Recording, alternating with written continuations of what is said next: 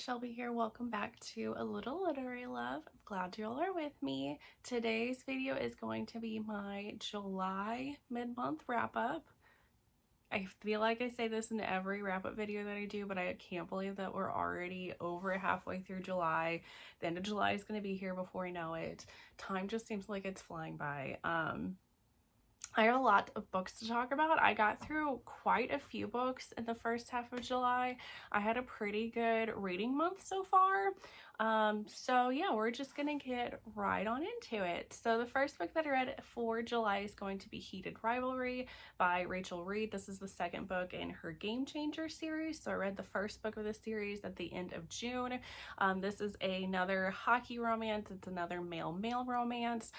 This time we have Shane and Ilya, and they have been pitted against each other to be rivals in the hockey world. But they're both captains of their teams, and so when they get together they're always like up against each other and fighting, but secretly they have been having sex together since they were teenagers. So this has been going on for 10 years or so, like a very long time, and we get to see kind of the timeline of when they meet, and they kind of don't like each other, but they also find each other attractive.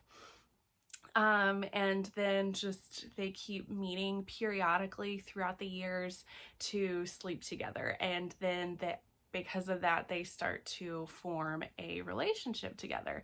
And I thought this was very cool, very steamy. I love the tension between these two characters and the chemistry between these two characters. I give this 4 stars. I really like this one. I like this one even a little bit more than the first book of this series. Like I said, steam on this is high. It was just a very good book. And then I read American Queen by Simone. I am starting a reread of some of her books because just kind of getting ready for her new book that is coming out in September. So if you don't know what this book is about, this is a MMF menage sort of romance between our Greer, who is like the main POV in this first book. She is going to be getting married to the president of the United States, but she is also in love with his vice president. And then as you keep reading the story, you find out that the president and the vice president are also in love with each other. So this started as she met the president when she was 16. They shared a very taboo kiss because he was 10 years older than her, and he was like, okay, we can't do anything with this because you're underage and I'm going to war. And then when he goes to war, he meets Emory, who is now his vice president. And yes, this is like one of my all-time favorite series. I love this series so much. It is very emotional, very angsty, but we just kind of get surface level stuff. Even with it being still very angsty and emotional in this first book, we just kind of get surface level because in this first installment you're only really getting Greer's point of view. You don't really get the other two point of view until you get to the other books of the series. And the other books start to dive a little bit deeper into the layers of this story that Simone created.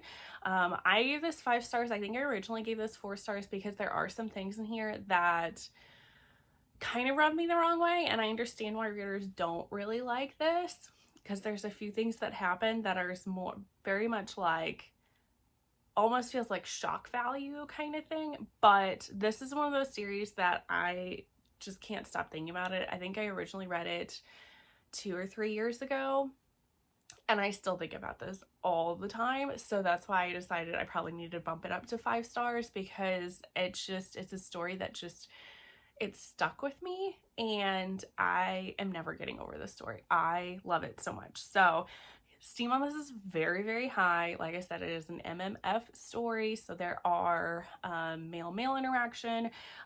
This is actually a Camelot retelling, so this is supposed to be Greer, supposed to be like Guinevere. The president's supposed to be King Arthur. Oh my gosh, I blanked on his name. And then his vice president is supposed to be Lancelot. So there's that, and there's a lot of BDSM in this too. So President, he's a dom, and he makes the other two be his like submissives. So it's very steamy, very good, and I love it so much.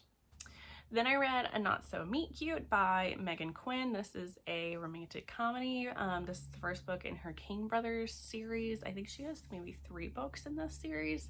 So I picked this one up because Meghan Quinn is one of those authors that I have almost like a love-hate relationship with. There are some books of hers that I like.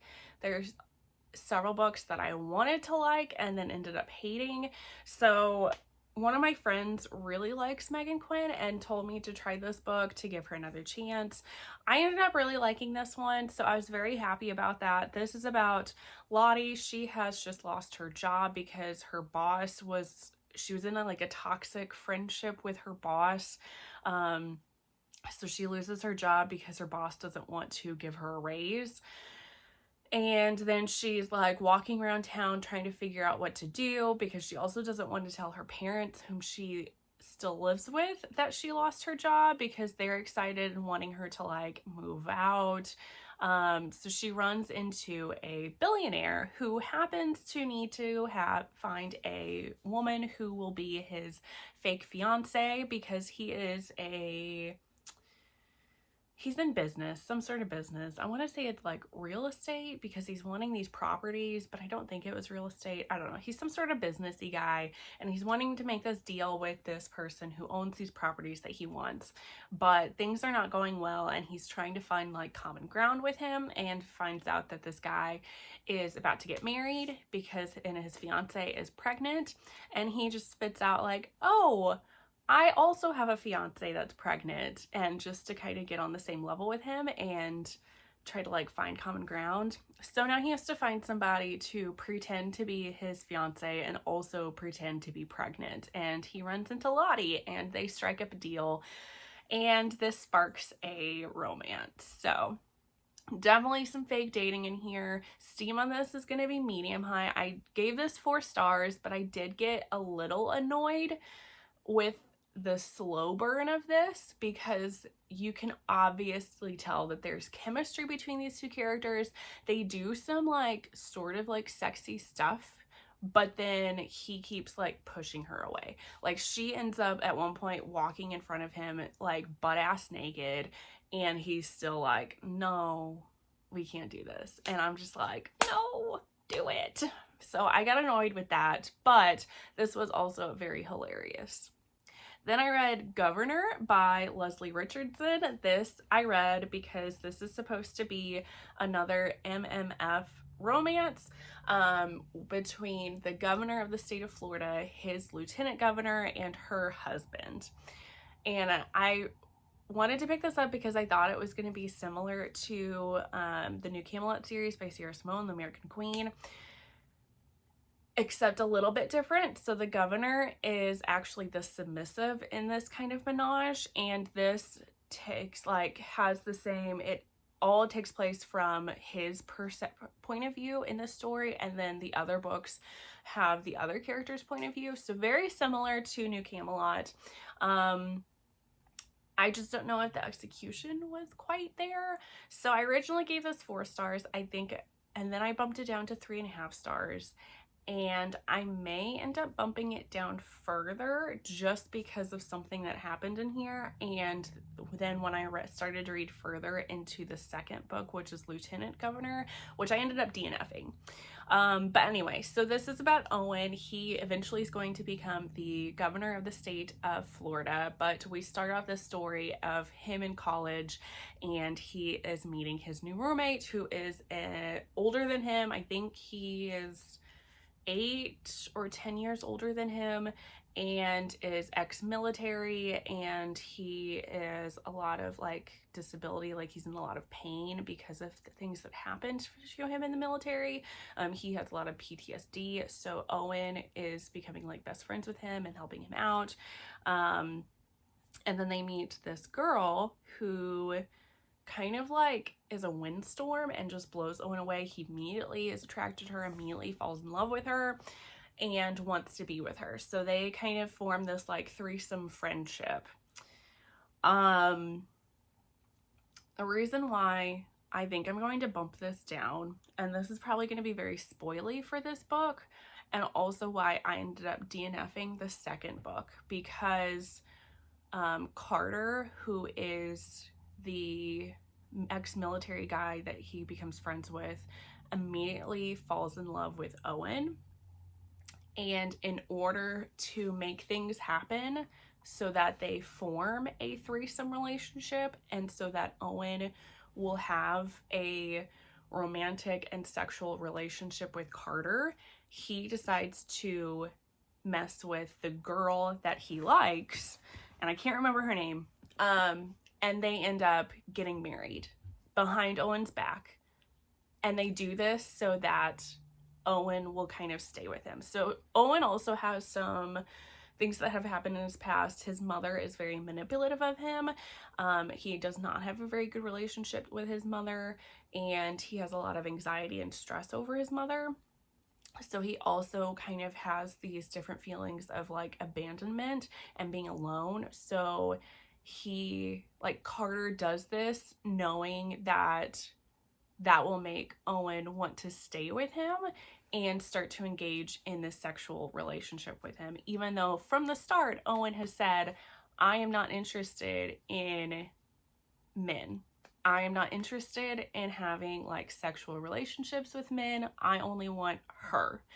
And that just really rubbed me the wrong way, and I really did not like it. You don't get as you find out things from this, and then when you get to Lieutenant Governor, which is from her point of view, you find out that she was always in love with Carter, didn't really care as much for Owen, but he was just kind of there, kind of found him like as a friend. And then you find out like from the beginning, from when they first meet and form a friendship and they go over to her house and are like talking about politics, from the literal beginning, Carter and her start a sexual relationship together behind Owen's back. And I am not okay with that. I was pissed off with how manipulative that is. Even if at the end it kind of like, they're all like, oh, but it works out because we're actually all now in love with each other and we want to be together. And I'm just like, no. It started under false pretenses. You were not honest with each other from the beginning, and it just really pissed me off. So I will not be continuing this series, especially since, like I said, I already started to read the second book and I DNF'd it because I was like, no, I can't, because it was making me so mad. So steam on this is very high, but yeah, I'm not a fan. Moving on to a book that I was a fan of was Not So Lucky by Trilina Pucci? That sounds really wrong. I don't really know how to say this author's name, but this is a rom-com. She has another romantic comedy, like Tinsel something, that's more like Christmas based. But this is a one-night stand, waking up in Vegas to be married to somebody else kind of story. So we have Eleanor. She wakes up in Vegas to find out that she just married a quarterback of some sort of football team, and they want to immediately get divorced because it was just like a fun time, whatever. But now they have to go back to their lives. But when they go to the court to get like a divorce, like quickie divorce, the judge has a grudge against the quarterback guy because he does not like their football team. Or no, he likes the football team the quarterback is on, but the quarterback is wanting to leave that team and go to a different football team and doesn't really like the current team that he was on. So the judge is pissed off about that. So he's going to make them stay married. They have to stay in Vegas and be married together for 30 days, and then he will grant them their divorce. So in that 30-day time frame, shenanigans happen and they decide that they're going to have some fun together. And I give this 4 stars. I really enjoyed this. This was very funny, very, very, very high steam. This is a romance between just these two people, but some of his friends also join in on some like sexual scenes, which is very naughty, and I very much enjoyed it. So there's that. Then I read Filthy Rich Vampire by Geneva Lee. This is a paranormal fantasy sort of romance. This I kind of feel like is almost, I haven't read this book, so I don't know for sure, but I feel like this is supposed to be like Filthy Rich Asians, but with vampires, because we have our hero of the story. He's a vampire. He just gets woken up from this very long sleep to find out that his mother wanted him to wake up because she wants him to be on the market and go to these different events to try to find a wife. She wants him to get married and make lots of babies. And he doesn't really like this. He doesn't really care about getting married. But he's at one of these events and he meets this human woman who is a cello player at this event, and he like smells her blood and is immediately like enamored with her and obsessed with her, and they start to sort of form a relationship. I gave this 3 stars. The plot of this and like the intrigue and everything that was going on was good. There is very like low to medium steam in this, and I was kind of getting annoyed with how like I feel like the author just kept like pushing off their like steamy scenes. And I really like wanted that in here. I also thought that this was a little like insta love. Not the biggest fan of that. And then the other thing that annoyed me with this book was the main character was constantly withholding information from the heroine and pushing her off, and I didn't really care for that. So I do kind of want to continue with the series just to kind of see where it goes, but I was kind of annoyed with it, so I'm not as like gung-ho about reading the next book and like really wanting to get into the next book as I am with some other series. So we'll see where things happen. I'm not really sure. Then I read Don't Stop Me by Eden Emory. This is a contemporary dark romance. This is a sapphic romance. So this is about this girl, Nyx, and her ex-boyfriend is blackmailing her to pretend to be in a relationship with him again and come to his cousin's wedding because his mother is wanting him to settle down, show that he's like making a commitment to somebody, even though he doesn't really care about doing that at the time.